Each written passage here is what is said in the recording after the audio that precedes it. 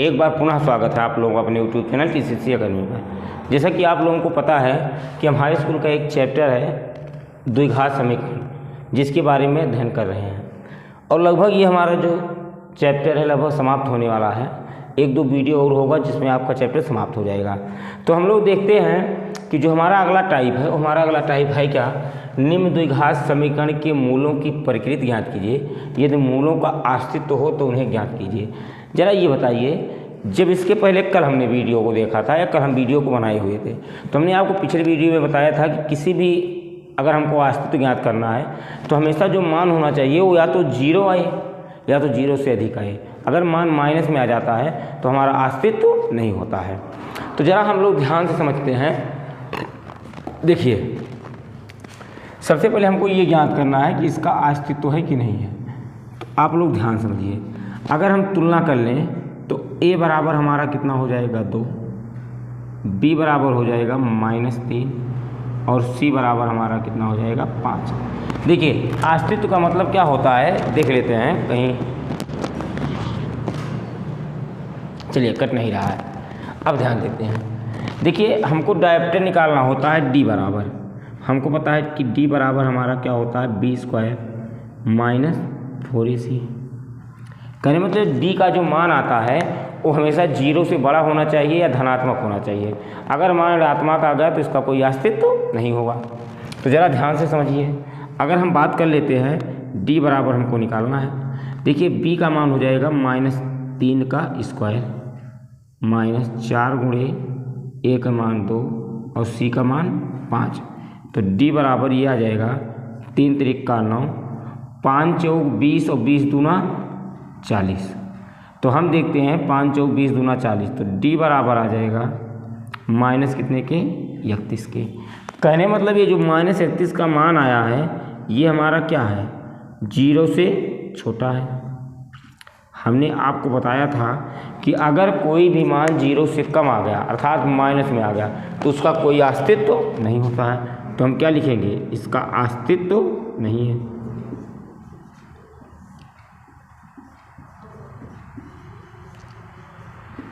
लेकिन जरा ध्यान समझिए, अगर अस्तित्व नहीं है क्या कर रहा है, निम्न द्विघात समीकरण के मूलों की प्रकृति ज्ञात कीजिए।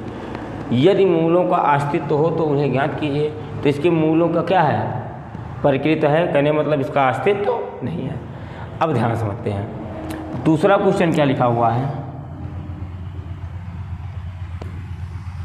कहने मतलब अगर क्या करा, मूलों की प्रकृति ज्ञात कीजिए, तो मूल हमारे क्या है, वास्तविक नहीं है। लिख लो, मूल वास्तविक नहीं है, मूल वास्तविक नहीं है। तो अगर हम बात कर ले तो अस्तित्व नहीं है तो मूल निकाला नहीं जा सकता, लेकिन हम लिख सकते हैं कि मूल जो है हमारा वास्तविक नहीं है। अगर हम बात कर लेते हैं दूसरा क्वेश्चन हमारा क्या लिखा, बहुत ध्यान समझिए। लिखा है 3x² - 4√3 प्लस क्या हो गया 4। जरा तुलना कर लिया जाए तो a बराबर कितना आ जाएगा 3। कुछ लोग दिमाग में आए, गुरुजी कैसे तुलना कर लिए थे, तो जरा लिख लो कि समीकरण का हुआ था ax² + bx + c बराबर 0। x² कैंसिल, a बराबर कितना आया 3, b बराबर आ जाएगा -4√3 और c बराबर हमारा कितना हो जाएगा 4। c बराबर कितना हो जाएगा 4। अब देखते हैं d बराबर निकालना है तो हो जाएगा b² - 4ac। तो ये बताइए d बराबर हमारा आया कितना, 4√3 का होल स्क्वायर -4 गुणे 3 और गुणे 4। d बराबर 4 चौक 16 तियाँ 48 माइनस कितना होगा 48। तो d बराबर हमारा कितना आ गया 0। अब ज़रा ये बताइए, हम आपको बताए थे कि अगर हमारा मान 0 आ जाता है तो हमारा मूल क्या होते हैं, बराबर होते हैं। तो यहाँ से लिखेंगे क्या, अस्तित्व है।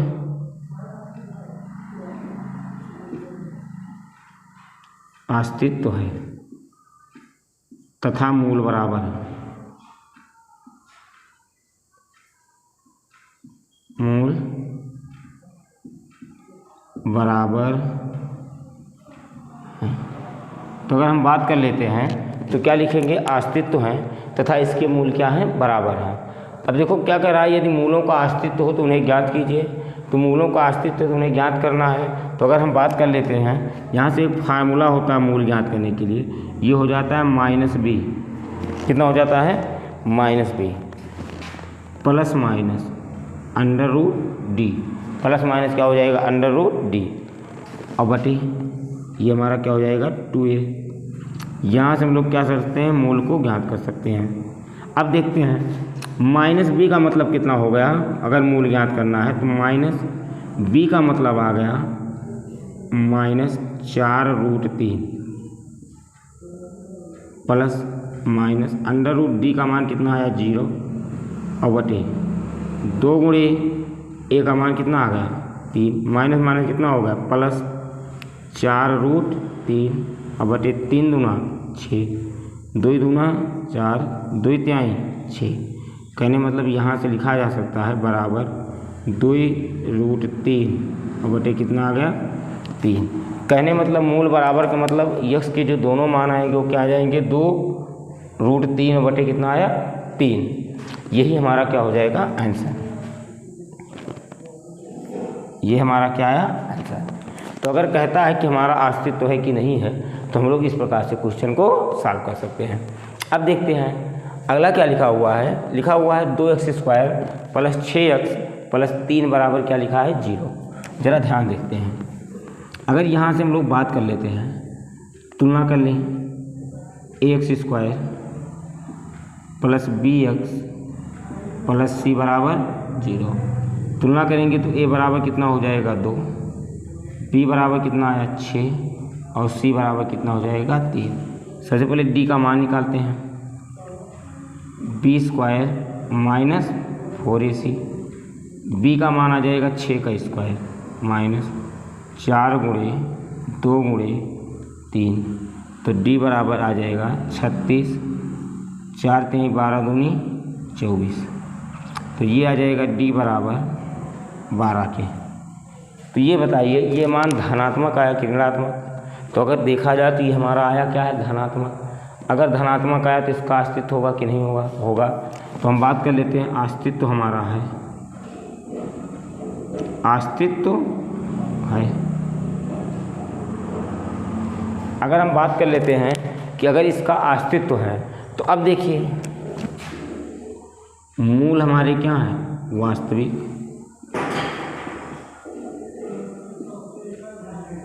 परंतु बराबर नहीं है।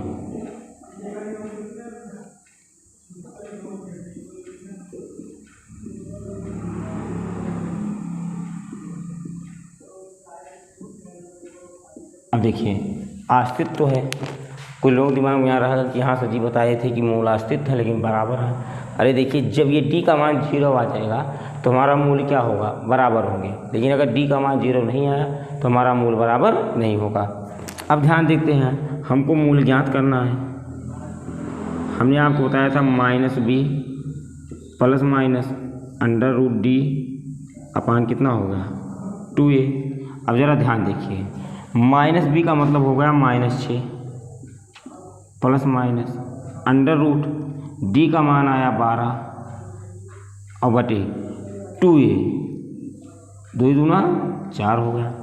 यहाँ लिख सकते हो -6 प्लस माइनस 12 का मतलब 2 दूना 4 तिहाई 12, 2√3 और बटे कितना आया 4। अगर इसको सॉल्व करें तो 2 कॉमन कर लो, 2 तिहाई 6 प्लस माइनस √3 और बटे कितना होगा 4, 2 दूना 4, यह आ जाएगा -3 प्लस माइनस √3 बटे 2। कहने मतलब एक बार हम लोग प्लस चिन्ह और एक बार क्या ले लेंगे माइनस चिन्ह, यही हमारा क्या हो जाएगा आंसर हो जाएगा। तो देखिए इसके पहले हम लोग गुणनखंड विधि से लगा लेते थे, उसके बाद हम क्या करते थे आपको बताए धाराचार्य विधि से सॉल्व करने के तरीका, गुणनखंड विधि से सॉल्व करने का तरीका। उसके बाद आपको हमने क्या बताया था पूर्ण वर्ग बनाकर सॉल्व करने का तरीका। ये हमारा क्या है, अगर हमारा मूलों का अस्तित्व है तो इस प्रकार से हम क्वेश्चन को क्या कर सकते हैं सॉल्व कर सकते हैं। तो अगर आप लोगों को स्क्रीनशॉट लेना हो स्क्रीनशॉट ले लीजिए, उसके बाद आगे आप लोगों को क्वेश्चन सॉल्व कराते हैं। चलिए चलिए अब हम लोग देखते हैं कि हमारे 2-3 क्वेश्चन और लिखे हुए हैं, इसको सॉल्व करते हैं। देखिए यहाँ पर क्वेश्चन क्या लिखा है, निम्न में के का ऐसा मान ज्ञात कीजिए जिनके दो मूल क्या हैं, बराबर है। ज़रा ध्यान देखिए, जब भी कभी क्वेश्चन ऐसा आ जाता है जिनके मूल बराबर हैं तो हमेशा ये ध्यान दीजिएगा, अगर मूल बराबर के लिए कहता है तो हमेशा जो हमारा फार्मूला लगता है वो लगता है b² - 4ac बराबर किसके, 0 के। जब भी मूल बराबर कहेगा तो हमेशा जो हमारा फार्मूला लगेगा वो क्या लगेगा, b² - 4ac बराबर 0 के। ज़रा यहाँ तुलना कर लेते हैं, a बराबर आ गया 2, b बराबर हो गया k और c बराबर कितना हो गया 3।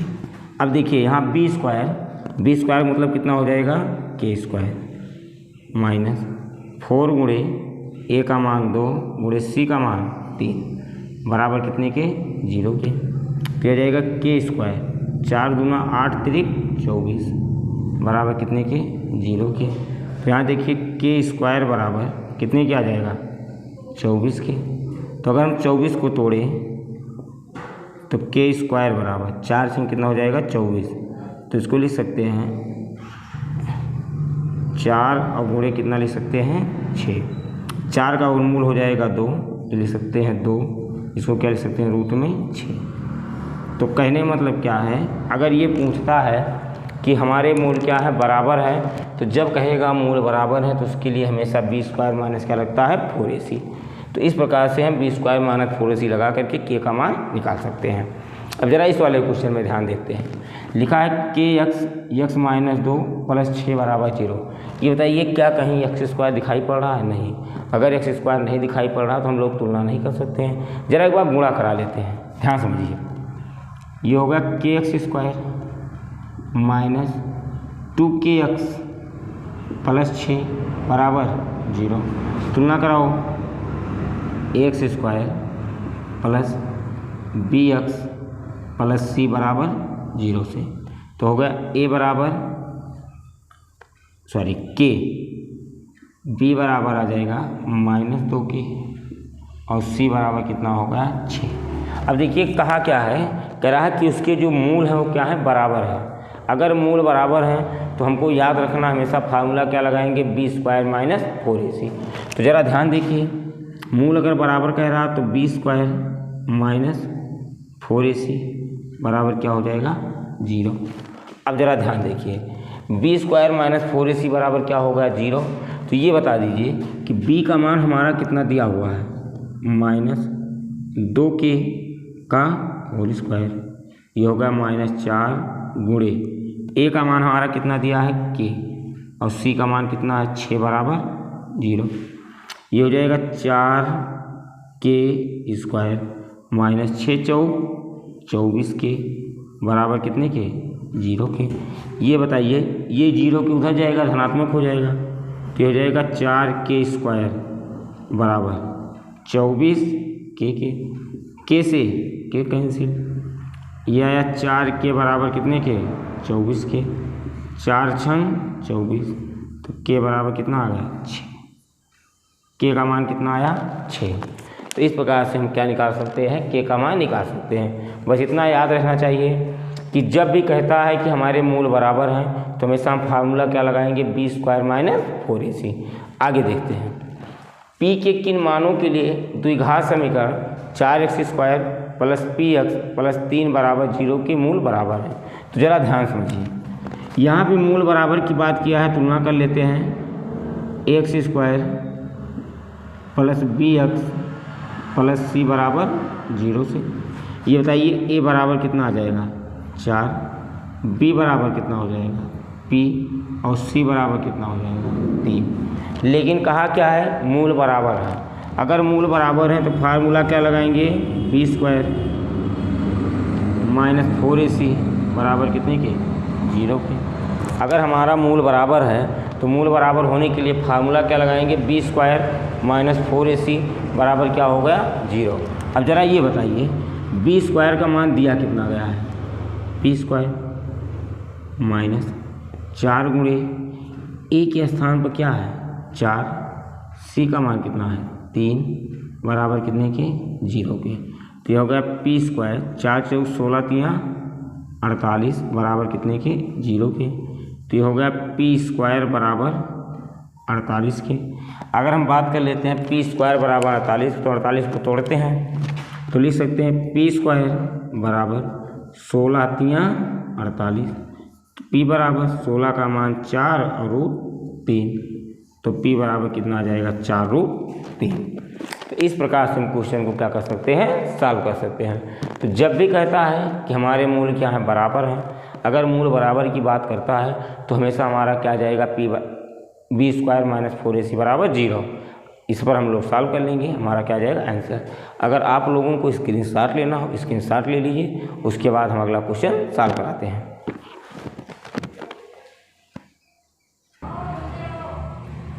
चलिए अब हम लोग देखते हैं, ये हमारा अगला क्वेश्चन लिखा हुआ है। देखिए ये अगर बोर्ड की एग्जाम की दृष्टि देखा जाए, ये बहुत ही इंपॉर्टेंट क्वेश्चन है।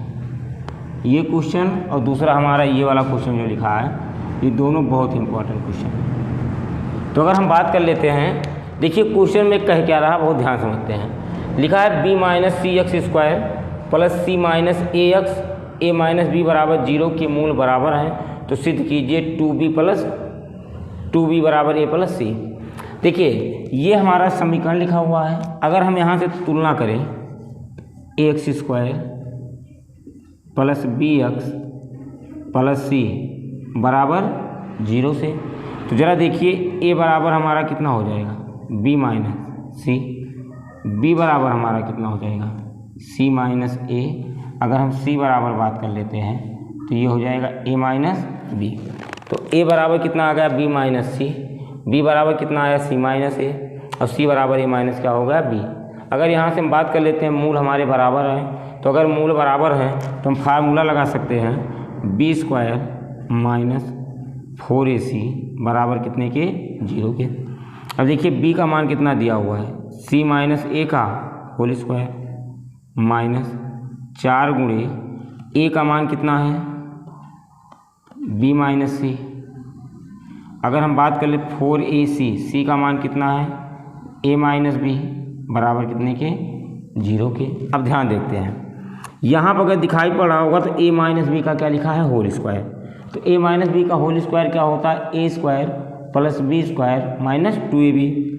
a स्क्वायर मतलब c स्क्वायर, a का मतलब a स्क्वायर माइनस 2ca। यहाँ से हम बराबर उधर लेकर चले जाते हैं, तो ये आ जाएगा 4 इंटू, यहाँ से गुणा कर लेते हैं ab, यहाँ से गुणा कर लेते हैं माइनस ac, यहाँ से गुणा करेंगे तो हो जाएगा माइनस बी स्क्वायर। अगर यहाँ से गुणा कर लेते हैं तो ये हो जाएगा माइनस माइनस प्लस bc। देखिए अब ये हम 0 के उधर लेकर गए हैं, तो यहाँ से हमारा क्या हो गया, बराबर लग गया। ये हो गया देखिए c स्क्वायर प्लस क्या हो गया, a स्क्वायर, यहाँ से होगा माइनस 2ca। यहाँ देख लेते हैं, अब देखते हैं ये आ गया हमारा ac, यहाँ से हो गया bc, तो यह आ जाएगा 4ab माइनस 4ac, यहाँ से हो जाएगा माइनस 4b स्क्वायर, यहाँ से हो जाएगा प्लस 4bc। अब ध्यान देखते हैं,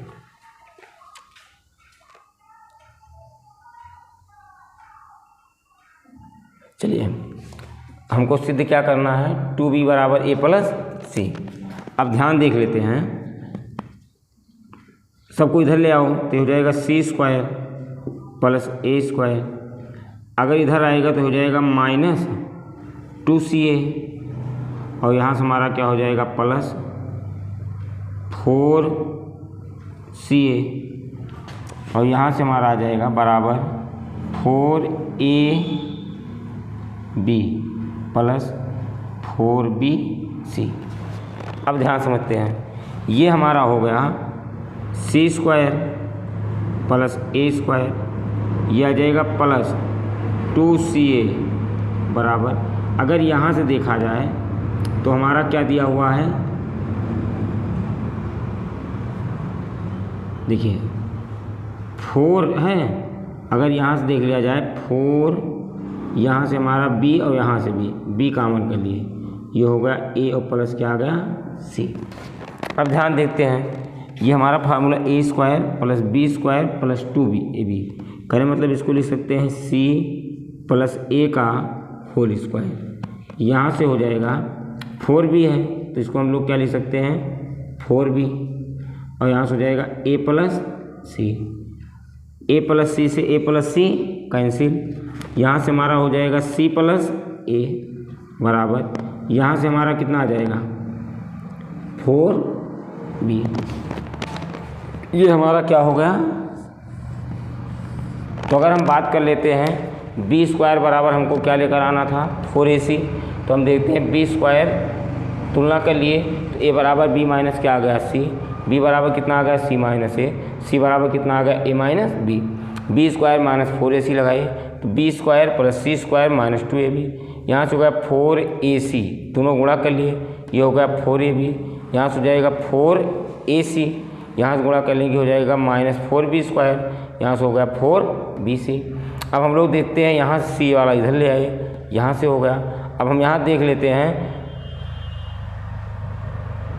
4ac था, यहाँ हमारा क्या था bc था, यहाँ से हमने कॉमन कर लिया, आ गया हमारा कितना 4b।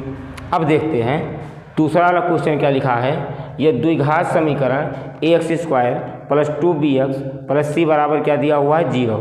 तो हम देखते हैं कि दोनों मूल एक साथ बराबर हैं।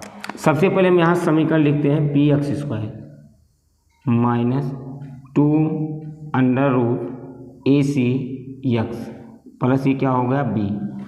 दूसरा हमारा जो समीकरण लिखा हुआ है, सॉरी ये हमारा फर्स्ट वाला समीकरण है ax square plus 2bx plus क्या हो गया c बराबर हमारा क्या हो गया 0।